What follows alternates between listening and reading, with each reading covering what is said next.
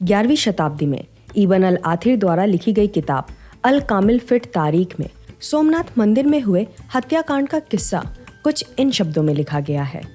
गजनी और उसकी सेना सोमनाथ मंदिर के दीवार के उस पार खड़ी थी। गजनी ने देखा कि मंदिर के अंदर कुछ लोग यंत्र तंत्र में व्यस्त हैं।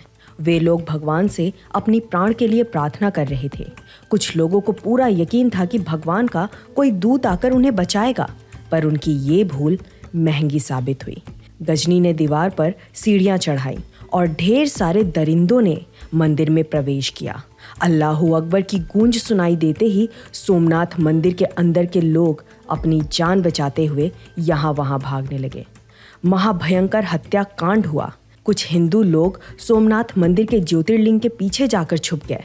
रात का समय था, इसलिए गजनी ने हत्याकांड रोक दिया। बचे हुए हिंदू रात भर भगवान से प्रार्थना करने लगे। सुबह होते ही गजनी ने तेज गति से हत्याकांड शुरू किया। पूरे नगर में गजनी के सैनिकों ने बेसुमार जानें ली। रहवासियों को पता नहीं था कि सोमनाथ मंदिर के अंदर आतंकवादियों ने पहले ही खून खराबा कर लिया है, पर फिर भी अपनी जान बचाने के लिए लोग मंदिर आते चले गए। सर पर कपड़ा डालकर और हाथ जोड़कर लोग अपनी जान की भीख मांगने लगे।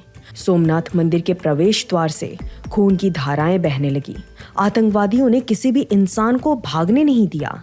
पीछे समंदर था, इसलिए कुछ लोग नाव से भागने लगे, पर गजनी के आतंकवादियों ने उनकी नावें डुबा दी। कुछ बचे हुए लोगों के समक्ष गजनी आया और उसने सोमनाथ की ज्योतिर्लिंग के टुकड़े टुकड़े किए।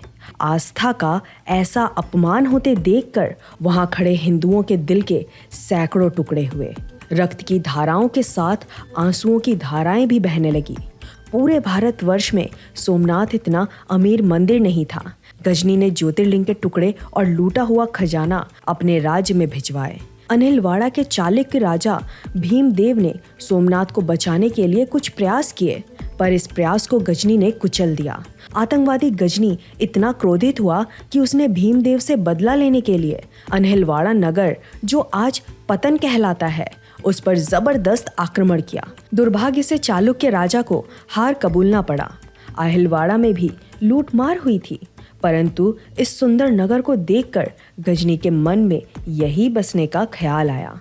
परंतु कुछ दिन बाद उसके विचार बदल गए।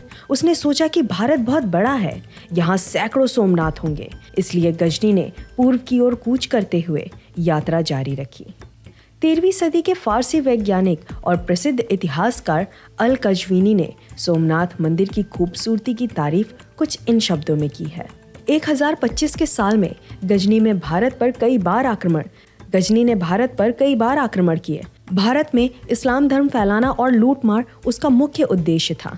सोमनाथ का वो मंदिर सही अंदाज में होश उड़ा देने वाला स्थान था। सोमनाथ की मूर्ति कुछ इस अंदाज में रखी गई कि देखने वाले लोग उस मूर्ति को हवा में लटकते हुए देखते थे। उसे ऐसे लटकते हुए देखकर गजनी भी हैरान हो गया था। चंद्र ग्रहण के अवसर पर लाखों लोग इस मंदिर में जमा होते थे। हिंदुओं के विचारों के अनुसार शरीर त्यागने के बाद आत्माएं यहाँ एकत्रित होती हैं। अमूल्य वस्तुओं का दान चढ़ाया जाता था। मंदिर के आसपास 10,000 गांव बसे हुए थे। पवित्र गंगा नदी इस मंदिर से परसंग दूर है। मंदिर पर प्रतिदिन गंगा जल छिड़का जाता था। तकरीबन 1000 पुजारी इस मंदिर की सेवा करते थे और 500 सुंदरियां मंदिर में प्रवेश द्वार पर नृत्य करती थीं। मंदिर का भवन 56 खंभों पर खड़ा था, पर इसका निर्माण इस तरीके से किया गया था कि सूरज की रोशनी के बजाय हीरे मोती की चमक से मंदिर का गर्भ स्थान प्रकाश युक्त रहता था। घंटियों के लिए 200 मन की श्रृंखला भी लगी हुई थी।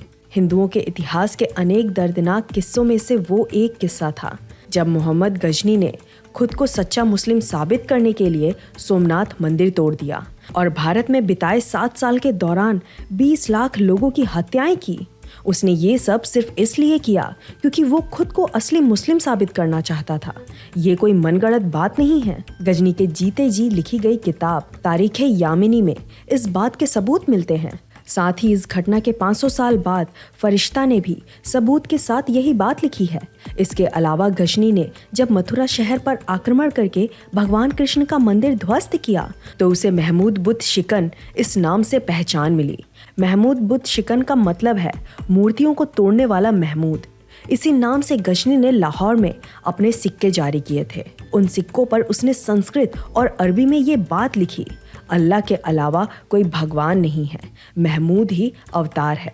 इतिहासकार विलियम जैक्सन लिखते हैं, गजनी इतना कट्टर था कि वो हर साल भारत पर आक्रमण करने की इच्छा रखता था।